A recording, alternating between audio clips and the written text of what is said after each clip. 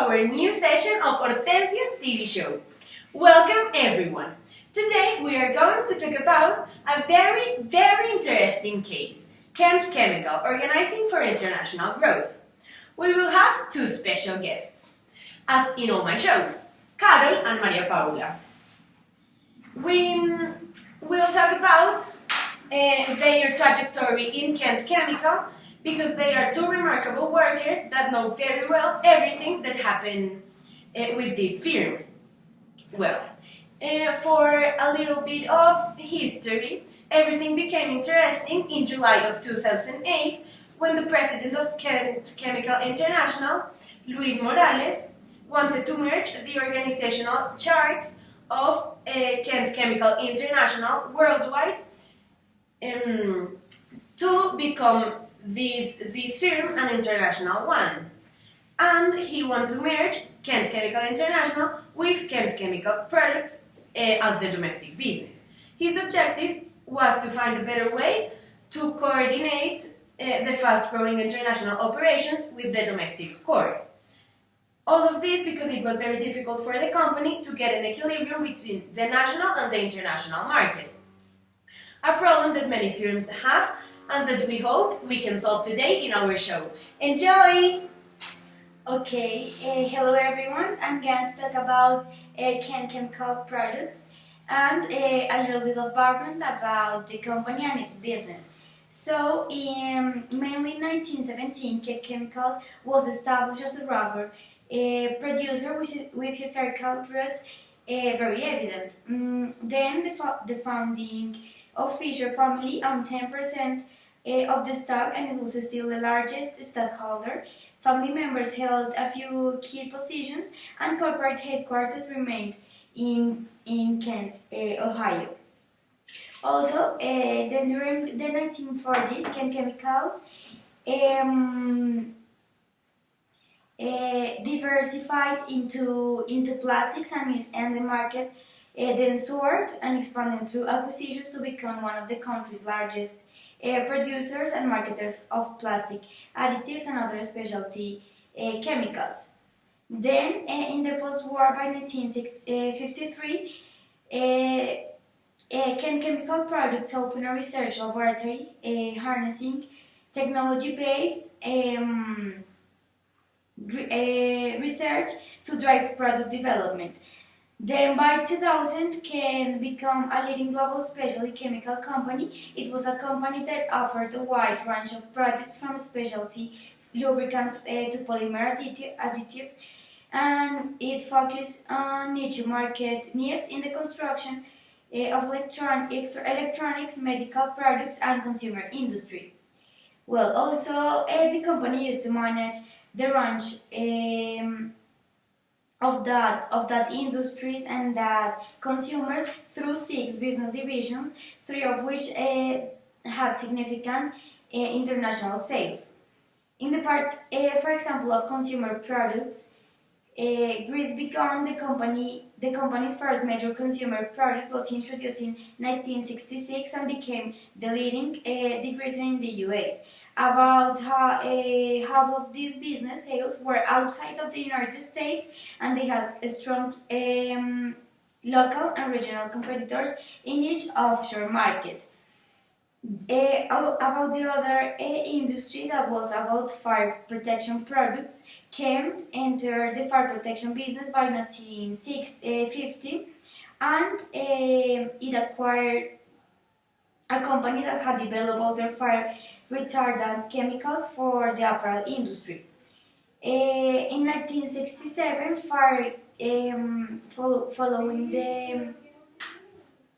the fire, it was claimed like the lives of 3 Apollo astronauts, so the government funded research that led Kent to develop the line of pumps, chemicals, and assets, thereby allowing it to enter larger fire control of market segments. So they were the ones who made like all of the part of the apparel of these astronauts. And finally, about medical plastics, in 1960, Kent collaborated with a major hospital supply company to develop a a non-leaching sterilizable plastic that won the United States Food and Drug Administration approval to hold intravenous solutions.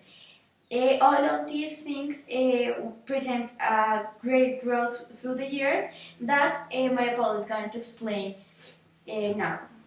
Okay, so I'm going to talk about what happened when the company went global. So for many years, international operations grew through exports, licensing agreements, and monetary joint ventures. It changed in 1998 when Ben Fisher arrived to CEO in Chem Chemicals.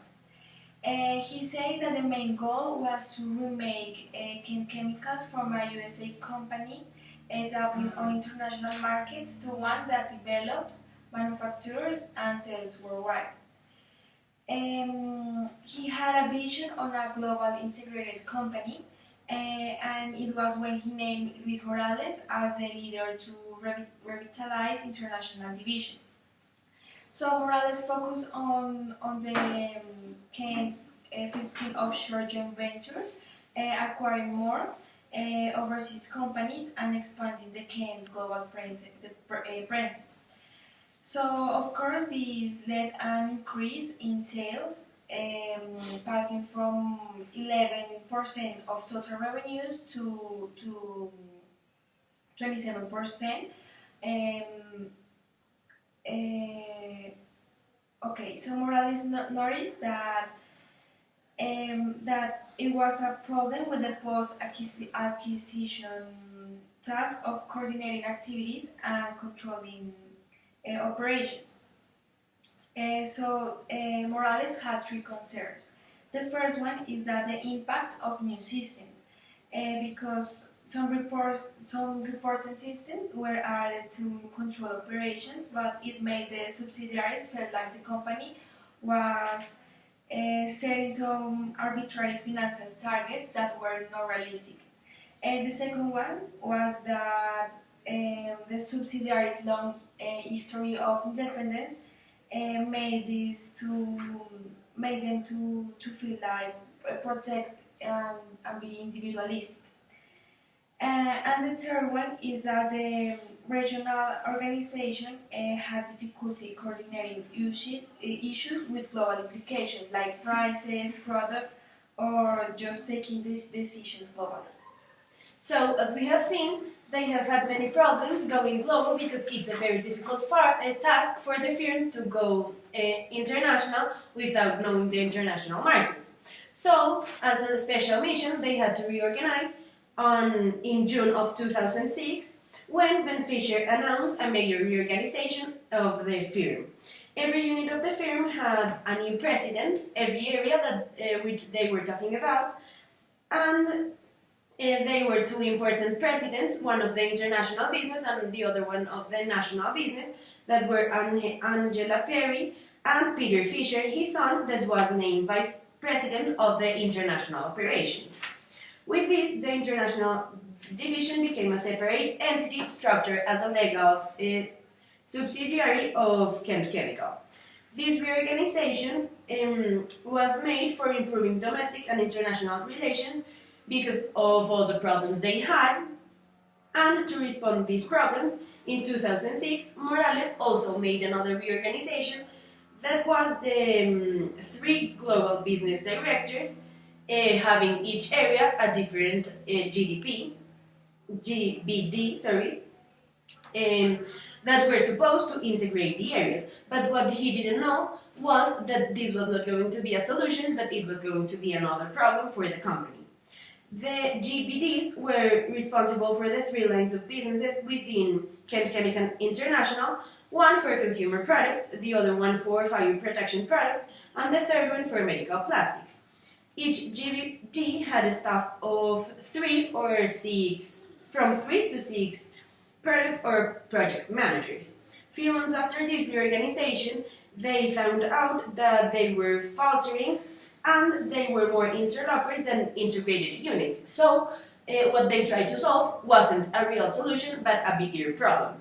With this, this whole reorganization became a disaster, And what many members of the company said it was, we wanted to integrate our business globally, but the GBDs didn't know what their role was. And as regional directors, we weren't clear about how to work with them. So, Morales realized that the main problem was that each president of each area didn't realize and know what was his or her real task, making many obstacles and obstructions for the reorganization to be successful. Because also they were not seen as equals but as different members of the working teams, so this was an issue that they also had to solve then. And now Carito is going to explain us how did they solve all these things. Well, continuing with what Hortensia was saying, it's important to understand that it was clear that the global business director's concept was struggling in the company.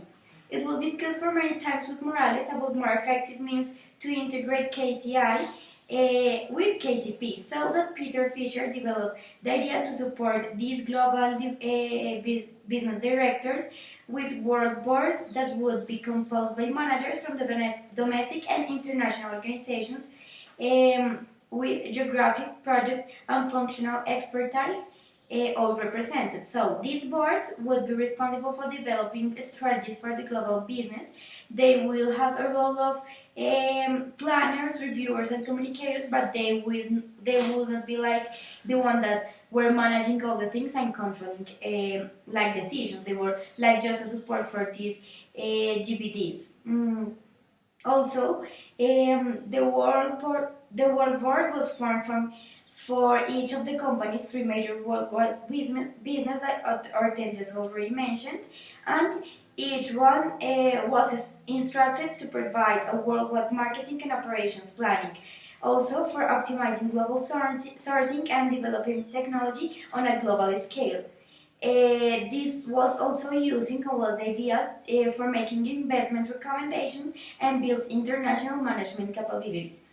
The GBD served as a board chair, providing him or her with a forum to involve the domestic division managers in the international business and to give regional subsidiary managers a link to the parent company.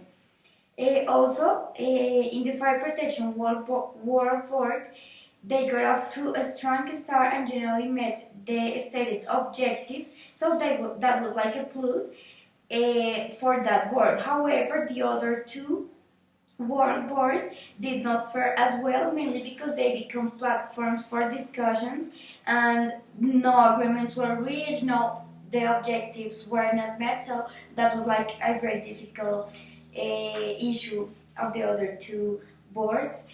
But all of the negative reactions during 2006 made Morales feel like that negative reaction to the GBD concept that had made managers hesitate to embrace the world board. So it's complicated because something that was like to support the JBDs was something that then passed to something that people that was in the boards have to consider it. So that was like a complicated issue. And Maria Paula is going to explain us how was like the development of the board and other main changes that happened. Okay, in 2008, the company knew that its competitive advantage was its scientific expertise to develop products, but the company also knew that it had a lack in the ability to expand into international markets. So what happened was that the three senior executives contact international management consulting firm that its name is Sterling Partners. So Sterling Partners found that the main issue was that the company had been imposing uniform organizational solution on a strategically diverse portfolio. So the report that Sterling Partners gave to the company, it suggests that the business should be managed locally and regionally. For example, in the medical plastic business, the key success factor was the research and development input required to develop, of course, new products and technologies. So in this line of products, the consumers were primarily multinational companies with worldwide operations. So this business needed to be managed or have a global control.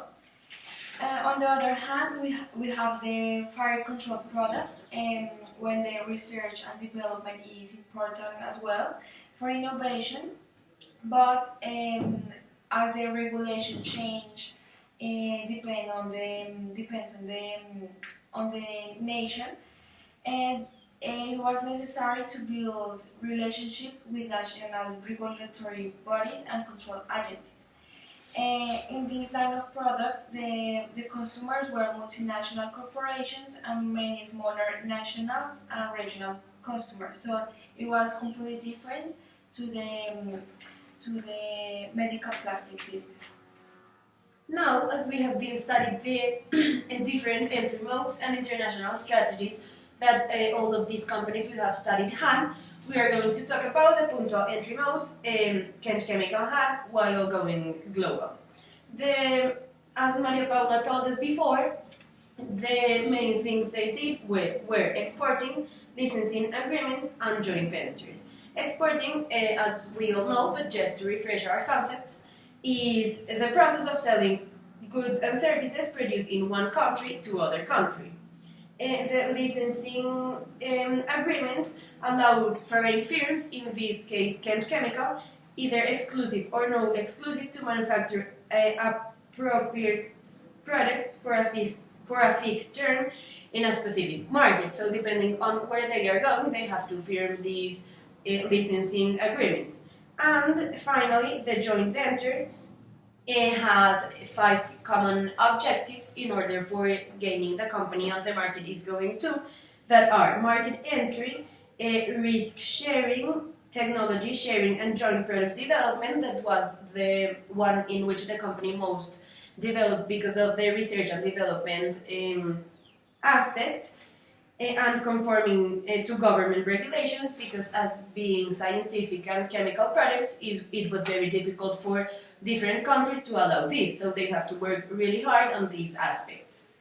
Now they will talk about the international strategy and the problem the company is facing and what solution we in Hortensia's show will propose for your companies to solve these kind of problems. Go ahead. Okay, well, about the strategy, this enterprise was a multinational. Even though it invested a lot of in R&D, it had to adapt to match to each market depending on what the market wanted. So it's like it wasn't exactly the same mostly everywhere, but they had like a link of adaptation. Okay, as we said earlier, the company had a lack in going international in a different markets. So the solution that we have is that integrated teams work on the relationship within different area and its workers, and also integrate the national and international markets. We have to take into account that they have like different needs and different distribution channels. So what the company wants is to develop the global part when it's necessary, and the national or regional when it's also necessary. Okay, thank you everyone for being today in our show. Thank you both for assisting here. Thank you for your invitation. We will be finishing Hortensia's show in the International Business Live in our next episode, so hope to see you there. Bye. Bye. Everyone!